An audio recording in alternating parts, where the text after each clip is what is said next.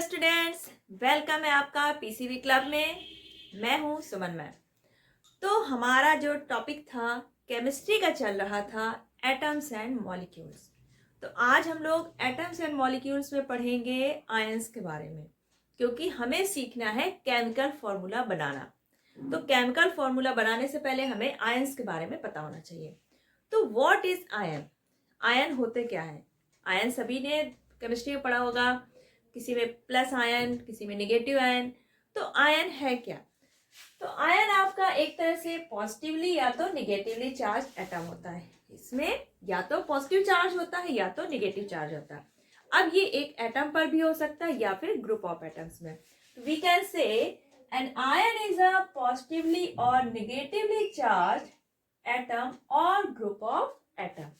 जैसे आपका एग्जाम्पल के फॉर्म में ऐसे हो गया, सोडियम आयन +1 है, magnesium ion, chloride ion, oxide ion. तो ये हमारे आयंस के फॉर्म में एटम लिखे हुए। अब जो हमारे आयंस होते हैं, जो हमारा नॉर्मल एटम, जैसे हमने लिखा सोडियम, अब यहाँ पे हमारा नॉर्मल एटम है तो इस पे कोई चार्ज नहीं है। तो यहाँ पर हमारा क्या होगा, जो प्रोटॉन और इलेक्ट्रॉन के नंबर होंगे वो क्या होंगे, इक्वल। क्योंकि हमें पता है किसी भी एटम के न्यूक्लियस में प्रोटॉन जो होते हैं उनका नंबर सेम होता है इलेक्ट्रॉन के बराबर। ठीक है, तो प्रोटॉन और इलेक्ट्रॉन के नंबर क्या होते हैं, इक्वल। लेकिन जो हमारे आयंस होते हैं इनमें आपका जो प्रोटॉन और इलेक्ट्रॉन के नंबर्स हैं ये कैसे हो जाते हैं, अनइक्वल। जब प्रोटॉन और इलेक्ट्रॉन के नंबर अनइक्वल होंगे तभी तो इसमें चार्ज आएगा। और यहाँ पर हमारा प्रोटॉन और इलेक्ट्रॉन दोनों के नंबर्स क्या होते हैं, इक्वल।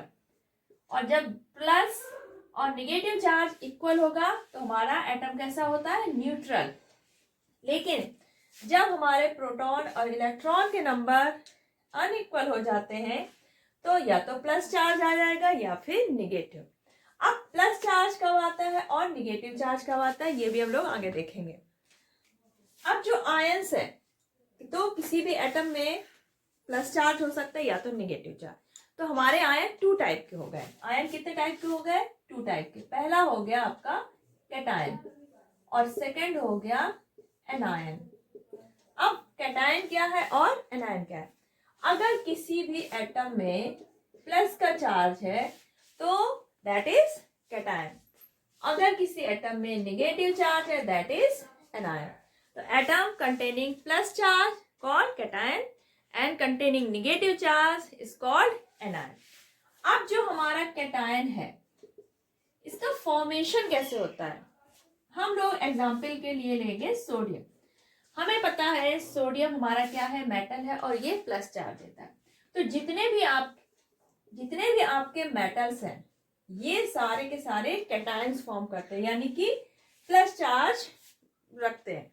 जब ये आयन फॉर्म में आएंगे तो पॉजिटिव चार्ज देते हैं।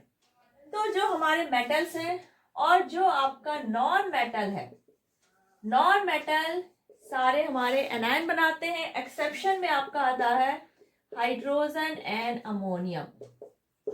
ये हमारे नॉन मेटल में है जो हाइड्रोजन प्लस का आयन देता है और अमोनियम। बाकी आपके सारे नॉन मेटल एनायन देते हैं, नेगेटिव आयन देते हैं, और हमारे मेटल्स पॉजिटिव आयन बनाते हैं, यानी कि कैटायन बनाते हैं। अब कैटायन का फॉर्मेशन होता कैसे है, जब हमारा कोई एटम इलेक्ट्रॉन को लूज कर देगा, इलेक्ट्रॉन दे देगा अपने से, तब वो प्लस चार्ज कैरी करेगा।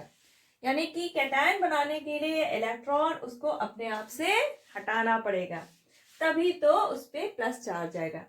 अब ऐसा क्या होता है कि इलेक्ट्रॉन जब उससे दूर हो जाता है, एक इलेक्ट्रॉन को हटा देता है तो उसमें प्लस चार्ज आ जाता है। तो इसको हम लोग समझते हैं, जैसे सोडियम का जो एटॉमिक नंबर है वो कितना है, 11 है एटॉमिक नंबर। इट मीन्स इसमें 11 इलेक्ट्रॉन होंगे और 11 हमारे प्रोटॉन होंगे। सोडियम का एटॉमिक नंबर है 11। इट मीन्स इसके न्यूक्लियस में 11 प्रोटॉन होंगे एंड 11 प्लस चार्ज है हमारा और 11 नेगेटिव चार्ज है। तो नॉर्मल कंडीशन में क्या हुआ, माइनस का 11 प्लस का 11 कैंसिल हुआ तो क्या आया 0, यानी कि ये हमारा रहा न्यूट्रल एटम, क्योंकि यहाँ पे positive charge and negative charge balanced है। अब जब ये एक इलेक्ट्रॉन डोनेट कर देगा तो क्या हुआ, हमारा इलेक्ट्रॉन कितने बचे आपके 10 इलेक्ट्रॉन, चार्ज इनमें माइनस का है।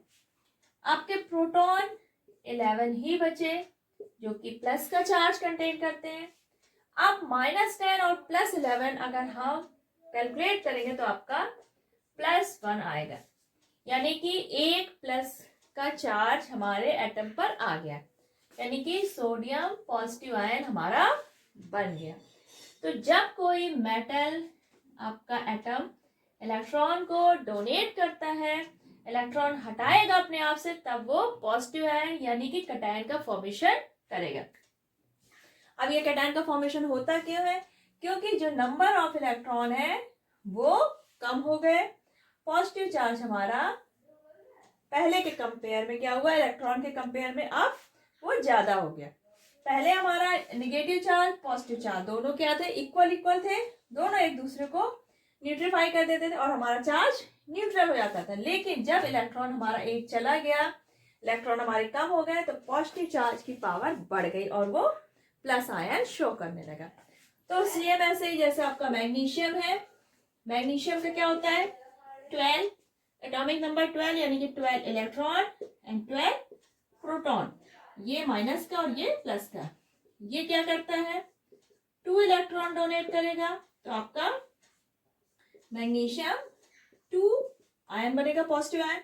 अब यहाँ पे 2 इलेक्ट्रॉन डोनेट किए तो आपका क्या हुआ 10 इलेक्ट्रॉन बचे एंड 12 प्रोटॉन, यानी कि आपका 2 पॉजिटिव चार्ज आपका ज्यादा हो गया। ठीक है, तो इस तरह से हमारा कैटायन का फॉर्मेशन होता है कि जितने भी मेटल्स हैं they can easily loss electron and form cation. अगर कोई एटम 1 इलेक्ट्रॉन लॉस करेगा तो सिंगल पॉजिटिव चार्ज आएगा, लाइकवाइज सोडियम पोटेशियम इनमें सिंगल प्लस का आता है चार्ज। अगर 2 इलेक्ट्रॉन अपने से रिमूव करता है तब उसमें 2 का चार्ज आएगा प्लस का, जैसे मैग्नीशियम हो गया, कैल्शियम 2 का चार्ज आएगा, ठीक है, +2 चार्ज। अगर वो 3 इलेक्ट्रॉन रिमूव करेगा, जैसे आपका एल्यूमिनियम में +3, 3 से ज्यादा इलेक्ट्रॉन हमारा एटम नहीं हटा सकता, क्योंकि फिर जो प्लस चार्ज है न्यूक्लियस में वो बहुत ज्यादा अट्रैक्शन फोर्स लगाता है इलेक्ट्रॉन पे, क्योंकि जो आउटर इलेक्ट्रॉन होते हैं वही हमारा एटम रिमूव कर सकता है। जो इंटरनल ऑर्बिट में होंगे तो उनके पास जो अट्रैक्शन फोर्स होगा न्यूक्लियस में क्या होते हैं हमारे प्रोटॉन होते हैं, हमारे ऑर्बिट होते हैं जहां पे इलेक्ट्रॉन्स घूमते हैं। तो जो आउटर ऑर्बिट होता है यहाँ से इलेक्ट्रॉन तो एटम निकाल सकता है, लेकिन जो इनर ऑर्बिट होंगे वहां पर ये अट्रैक्शन फोर्स बहुत ज्यादा होगा प्लस और नेगेटिव चार्ज के बीच, तो इनर ऑर्बिट से इलेक्ट्रॉन निकालना अनईजी होता है, इसलिए मैक्सिमम 3+ चार्ज हमारे मेटल्स शो करते हैं। आता है आपका एनायन यानी कि negative charge containing atom such as chloride ion, oxide ion, nitride ion. तो यहाँ पर हमारा क्या है एटम नेगेटिव चार्ज कंटेनिंग है, तो ये हो गया हमारे एनायन। अब नॉर्मल एटम क्या होते हैं हमारे न्यूट्रल होते हैं और आपके प्रोटॉन और इलेक्ट्रॉन के नंबर क्या होते हैं इक्वल होते हैं। लेकिन आपका कैटायन हो या एनायन, तो यहाँ पर इलेक्ट्रॉन और प्रोटॉन के नंबर्स क्या होते हैं बैलेंस नहीं होते और ये अनइक्वल होते हैं। अब अगर कोई एटम इलेक्ट्रॉन को गेन करता है, क्लोरीन के एटम है, इसने क्या किया एक इलेक्ट्रॉन ले लिया, क्या किया इलेक्ट्रॉन को ले लिया, तो इसके ऊपर 1 नेगेटिव चार्ज आ गया। ऑक्सीजन के एटम ने 2 इलेक्ट्रॉन ले लिए तो इस पे 2 नेगेटिव चार्ज आ गया आपका। नाइट्रोजन ने क्या किया 3 इलेक्ट्रॉन्स ले लिए तो इस पे 3 नेगेटिव चार्ज आ गया। अगर कोई एटम इलेक्ट्रॉन को गेन करता है तब उस पर नेगेटिव चार्ज आता है, अगर कोई एटम इलेक्ट्रॉन डोनेट करता है तब उस पर प्लस का चार्ज आता है। तो जितने भी आपके नॉन मेटल्स हैं, जो नॉन मेटल्स हैं, they can easily take electrons and form anions except ammonium ion and hydrogen ion, ये एक्सेप्शन है। बाकी आपके जितने भी नॉन मेटल्स है बहुत इजीली आपके एनायंस बना लेते हैं। एनायन है वो तो फॉर्मेशन हमने सीख लिया। अब एनायन का फॉर्मेशन होता कैसे है? सच एज आपका रहा ऑक्सीजन, ऑक्सीजन का एटॉमिक नंबर होता है 8, यानी कि इसमें 8 प्रोटॉन्स होंगे एंड 8 इलेक्ट्रॉन होंगे। अब यहाँ पर हमारा plus and negative charge balanced में है, ये हो गया 0 यानी कि न्यूट्रल एटम।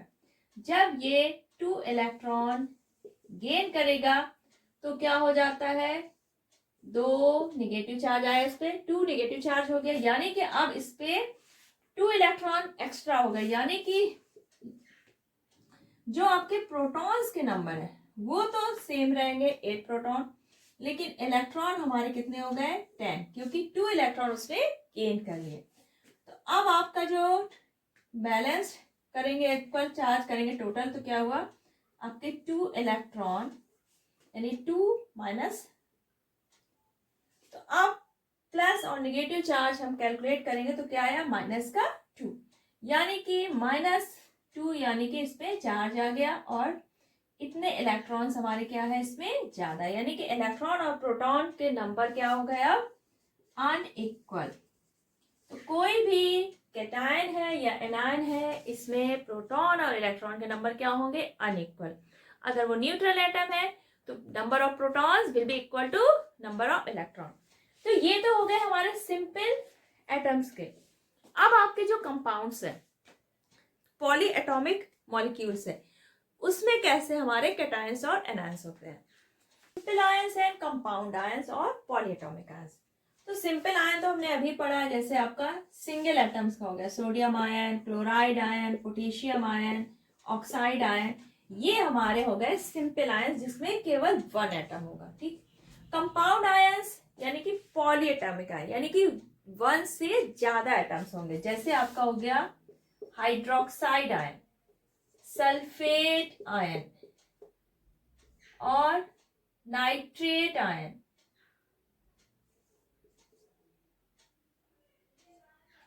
और आपका हो गया कार्बोनेट आयन। ठीक है, तो यानी कि यहाँ पे 1 से ज्यादा एटम है, पॉली एटॉमिक एटम्स है। अब उसमें जो आयंस फॉर्म है दैट इज कंपाउंड आयन। तो ये हो गए हमारे simple ions and these are compound ions. इसके बारे में तो पढ़ लिया। अब हमारे आयनिक कंपाउंड्स क्या है, व्हाट आर आयनिक कंपाउंड। तो ionic compounds are made by the combination of ions. आपका आयंस कंबाइन होकर क्या बना लेंगे आयनिक कंपाउंड। अब जो हमारे आयनिक कंपाउंड होंगे इसमें पॉजिटिव आयन भी होगा और निगेटिव आयन भी होगा, यानी कि दोनों तरह के आयन मिलके आयनिक कंपाउंड बनाएंगे, positive ion and negative ion. और जो चार्ज होगा पॉजिटिव आयन और निगेटिव आयन दोनों में जो चार्ज होगा वो इक्वल होगा, यानी कि जितना पॉजिटिव चार्ज होगा उतना ही निगेटिव चार्ज होगा, यानी कि दोनों ही चार्ज हमारे plus charge and negative charge balanced condition में होंगे। और जो हमारे आयंस होंगे वो एक स्ट्रॉन्ग इलेक्ट्रोस्टैटिक फोर्स से ज्वाइन रहते हैं, दैट इज आयनिक बॉन्ड और we can say electrovalent bond. तो हमारे ionic compound positive ions and negative ions के कॉम्बिनेशन का एक तरह से फॉर्म है, और जो इनके बीच जो फोर्स है दैट इज इलेक्ट्रोवैलेंट और आयनिक बॉन्ड। तो इलेक्ट्रोवैलेंट या आयनिक बॉन्ड से ये बहुत स्ट्रांगली क्या होते हैं अट्रैक्ट होते हैं, जुड़े रहते हैं। अब आपके जैसे ये रहा आपका आयनिक कंपाउंड, तो यहाँ पे क्या होगा, जो हमारे आयनिक कंपाउंड्स होते हैं ये मेटल और नॉन मेटल से मिलके बनते हैं, क्योंकि मेटल हमारा क्या होगा प्लस आयन बनाता है और नॉन मेटल निगेटिव आयन बनाता है। लेकिन आपका अमोनियम क्लोराइड एक ऐसा आयनिक कंपाउंड है जिसमें दोनों ही हमारे क्या है, non metal. Ammonium and chloride दोनों ही हमारे क्या है, नॉन मेटल। अब आपका ऐसा एल्यूमिनियम सल्फेट, यहाँ पे एल्यूमिनियम हमारा क्या है, मेटल है, सल्फेट आपका नॉन मेटल है। तो ये अगर हम इसको पॉजिटिव और निगेटिव चार्ज में ब्रेक करके रखेंगे तो कैसे रखेंगे, ये हो जाएगा आपका Al3+ चार्ज एंड सल्फेट में आ जाएगा आपका ये 2 का negative charge. Al3+ ion and sulphate में 2 निगेटिव आयन। तो अभी मैंने कहा था कि जितना प्लस चार्ज होगा उतना ही निगेटिव चार्ज होगा, लेकिन यहाँ पे हमें एल्यूमिनियम में 3 का पॉजिटिव चार्ज है एंड सल्फेट में 2 निगेटिव चार्ज दिख रहा है। तो ये इक्वल कैसे है, हमने तो फिर भाई मैम ने गलत बता दिया, लेकिन ऐसा नहीं है। यहाँ पे देखिए एल्यूमिनियम के कितने यहाँ पे एटम्स दिखा रहे हैं, 2, यानी कि ये जो +3 है ये एक एल्यूमिनियम एटम में है। अब 2 में मिलके कितना हो जाएगा, 3 × 2, यानी कि प्लस का 6 चार्ज। यहाँ पे आपके सल्फेट के 3 मॉलिक्यूल्स हैं, यानी कि एक सल्फेट मॉलिक्यूल में 2 निगेटिव चार्ज है, तो 3 में कितना हो जाएगा, 3 × -2, यानी कि माइनस का 6 चार्ज। यानी कि निगेटिव चार्ज भी आपका 6 है एंड प्लस चार्ज भी आपका 6 है, तो यानी कि हमारा चार्ज क्या हो गया, बैलेंस। आता है आपका पोटेशियम सल्फेट। तो यहाँ पे जब ये ब्रेक होगा, जब आयंस फॉर्म में आता है, तो प्लस आएगा पोटेशियम में चार्ज एंड सल्फेट पे आता है 2 निगेटिव चार्ज। अब यहाँ पे पोटेशियम के 2 एटम्स है, यानी कि हमारा ये डबल हो जाएगा, और सल्फेट का 1 है और यहाँ पे 2 निगेटिव, यानी कि 2 प्लस का हो जाएगा और 2 निगेटिव चार्ज, यानी कि हमारे चार्ज बैलेंस्ड हो जाएंगे। पोटेशियम नाइट्रेट में, पोटेशियम में प्लस का 1 आएगा, नाइट्रेट में 1 निगेटिव चार्ज। कैल्शियम कार्बोनेट में कैल्शियम का +2 एंड कार्बोनेट में 2 निगेटिव चार्ज। तो इस तरह से हमारे जो कंपाउंड्स है, यानी कंपाउंड्स, तो उसमें चार्ज हम लोग इस तरह से शो करेंगे। तो आपको एग्जाम में आपको आयनिक कंपाउंड दिए होंगे, आपको सिंपल देखना है, कोई भी आयनिक कंपाउंड है तो उसमें पहला आपका मेटल एटम होगा और दूसरा आपका क्या होगा, नॉन मेटल एटम होगा, और जो मेटल एटम होगा उसमें प्लस चार्ज शो करना है और जो नॉन मेटल होगा उसमें नेगेटिव चार्ज। और चार्ज कितना शो करना है, देखो यहाँ पर आपने क्या देखा होगा, जो हमारा स्टार्टिंग वाला है एल्यूमिनियम, ये मेटल है, और सल्फेट ये नॉन मेटल है।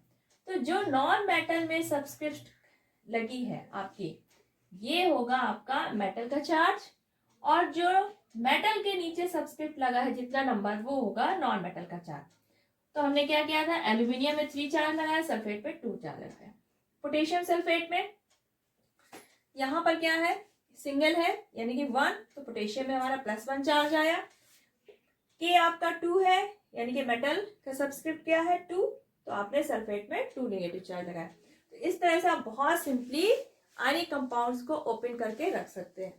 CaCl2, तो हमें सिंपल क्या करना है, ये अगर आयनिक कंपाउंड है तो ये मेटल होगा और ये नॉन मेटल होगा।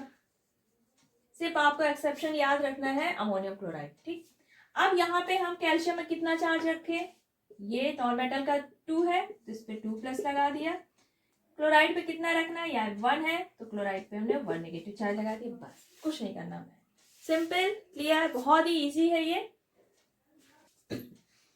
अब what is formula unit and formula mass, तो ये जो फॉर्मूला यूनिट है and formula mass, these are applicable for ionic compound. अब जो आपके आयनिक कंपाउंड्स होंगे वो क्या होंगे, बहुत सारे प्लस आयंस और बहुत सारे निगेटिव आयन से मिलकर बना होगा। जैसे आपका है सोडियम क्लोराइड, यानी कि इसमें सोडियम आयन भी होंगे और क्लोराइड आयन। अब ये एक तो होंगे नहीं, बहुत सारे होंगे, यानी कि इसमें सोडियम जो प्लस का आयन है इसके भी बहुत सारे नंबर होंगे और जो क्लोराइड के हैं वो भी बहुत सारे होंगे। लेकिन अब हम इतने सारे नंबर तो नहीं लिख सकते, तो हम लोग जो सिंपलेस्ट फॉर्मूला है इसका, वो हम क्या लिखते हैं, सोडियम क्लोराइड, यानी कि एक स्मॉलेस्ट यूनिट है इस आयनिक कंपाउंड की, दैट इज सोडियम क्लोराइड, जो कि एक न्यूट्रल एटम है। तो फॉर्मूला यूनिट क्या हुआ, the simplest combination of ions that produces an electrically neutral unit is called formula unit of the ionic compound. तो सिंपलेस्ट कॉम्बिनेशन हमने क्या लिखा, सोडियम क्लोराइड, जो कि एक न्यूट्रल एटम है और ये सोडियम क्लोराइड को रिप्रेजेंट कर रहा है, यानी कि ये सोडियम क्लोराइड जो एक आयनिक कंपाउंड है उसका सिंपलेस्ट फॉर्मूला हो गया, सिंपलेस्ट यूनिट हो गई, स्मॉलेस्ट यूनिट हो गई, जो हमारे इस आयनिक कंपाउंड को क्या कर रहा है, रिप्रेजेंट कर रहा है. तो the simplest combination of ions that produces N electrically neutral unit is called formula unit of the ionic compound. अब जो हमारा फॉर्मूला मास है, अब जो हमारे आयनिक कंपाउंड्स हैं, तो इसके जो फॉर्मूला मास है, तो वैसे तो हम मॉलिक्यूलर मास कहते हैं कंपाउंड्स का, लेकिन यहाँ पे हमारे मॉलिक्यूल्स की जगह क्या है, आयंस के फॉर्म में होता है. हमारा कंपाउंड में क्या है, बहुत सारे आयंस है, तो इसलिए हम यहाँ पे मॉलिक्यूलर मास की जगह क्या यूज करेंगे, वर्ड फॉर्मूला मास. सेम जो कैलकुलेशन है वो सेम मॉलिक्यूलर मास की तरह है, यानी कि जो हमारा सिंपलेस्ट यूनिट है न्यूट्रल एटम का, जो कॉम्बिनेशन है आयंस का, जो एक न्यूट्रल मॉलिक्यूल दिखा रहा है, जो फॉर्मूला मास है, इसका हमें मास निकालना है. एटॉमिक नंबर आपके सेम होंगे जैसे हम मॉलिक्यूलर मास में निकालते थे. अब यहाँ पे आयंस का फॉर्मेशन हो रहा है, तो कुछ ना कुछ वेट में इंक्रीमेंट होना चाहिए, लेकिन ये इतना नेग्लिजिबल होता है कि हम इसको कंसीडर नहीं करते. तो हमारा फॉर्मूला मास क्या हुआ, the formula mass of an ionic compound is the relative mass of its formula unit as compared with the mass of a carbon 12 atom taken as 12 unit. हम यहाँ पे जो मास का कंपेयर करते हैं केमिस्ट्री में कहीं पे भी हो, हमारा स्टैंडर्ड क्या है, कार्बन 12 एटम, यानी कार्बन 12 एटम का 12 यूनिट मास माना गया है. उसका 1 पार्ट 1/12 यूनिट, जो कार्बन का 1/12 पार्ट है, that is considered as a 1 unit. तो यहाँ पर हम किसी भी फॉर्मूला का मास निकालें किसी भी एटम का, तो वो हम मास उससे कंपेयर करते हैं कार्बन 12 के एटम से. तो यहाँ पे फॉर्मूला मास में हमें क्या करना है, सिंपल आपको जो फॉर्मूला यूनिट है, इसमें जितने भी एटम्स हैं, जितने भी आयंस के एटम हैं, आपका यहाँ पे क्या होगा, सोडियम एटम होगा, क्लोराइड आयन होगा. ठीक है, तो सोडियम आयन और क्लोराइड आयन, इनका जो एटॉमिक मास है वो रख रहा है. सोडियम का क्या है 23, क्लोराइड का है 35.5. तो ये आ गया आपका 58.5 यूनिट. तो यहाँ पे हमें सिर्फ बोलने में ध्यान रखना है कि ये फॉर्मूला मास है. आयनिक कंपाउंड में हम मॉलिक्यूलर मास की जगह फॉर्मूला मास वर्ड यूज करेंगे. कैलकुलेशन आपको सेम वैसे ही निकालना है जैसे हम मॉलिक्यूलर मास निकालते थे. दिया जाए K2CO3 पोटेशियम कार्बोनेट, ये हमारा क्या है, आयनिक कंपाउंड है, क्योंकि इसमें एक मेटल है और ये नॉन मेटल है. इसका हमें फॉर्मूला मास निकालना है, तो हम सिंपल रखेंगे. पोटेशियम का क्या होता है आपका, पर क्या है, पोटेशियम के कितने एटम्स है, 2 एटम, कार्बन का 1 एटम एंड ऑक्सीजन का 3 एटम. तो क्या लिखेंगे, 2 इंटू पोटेशियम का क्या होता है एटॉमिक मास आपका 39, प्लस कार्बन का 12 प्लस ऑक्सीजन का 16, 3 एटम्स है तो मल्टीप्लाई बाय 3. आपका मल्टीप्लाई किया 2 इंटू 39 क्या आया 78 प्लस 12 प्लस 16 3 से 48. टोटल किया कितना आया 30. तो पोटेशियम कार्बोनेट का जो फॉर्मूला मास आया 138 यूनिट. तो फॉर्मूला यूनिट आपका आयनिक कंपाउंड को रिप्रेजेंट करने की स्मॉलेस्ट यूनिट है, दैट इज न्यूट्रल, एंड इसका जो मास है दैट इज फॉर्मूला मास. आपका केमिकल फॉर्मूला बनाना, कैसे हम लोग केमिकल फॉर्मूला बनाते हैं. तो आज का वीडियो काफी लेंथी हो रहा है और केमिकल फॉर्मूला आपका काफी डिटेल में है, क्योंकि हमें केमिकल फॉर्मूला बहुत अच्छे से बनाना सीखना है. तो इसको हम लोग नेक्स्ट वीडियो में कवर करते हैं. आज हम लोगों ने सारे आयंस के बारे में पढ़ लिया, पॉजिटिव आयन हो चाहे नेगेटिव आयन हो चाहे पॉलीएटॉमिक आयंस हो. तो ये आयंस काफी हेल्पफुल होंगे आपके जब आप केमिकल फॉर्मूला बनाएंगे. तो केमिकल फॉर्मूला हम लोग नेक्स्ट वीडियो में सीखेंगे. आज के वीडियो में कोई भी प्रॉब्लम है कमेंट सेक्शन बॉक्स पे लिखिए, और अगर आप चैनल पर नए हैं तो फटाफट पीसीबी क्लब सब्सक्राइब कर लीजिए और बेल आइकन प्रेस करना बिल्कुल मत भूलिएगा. तो नेक्स्ट वीडियो मिलते हैं, तब तक अपना ख्याल रखिएगा। Take care, bye.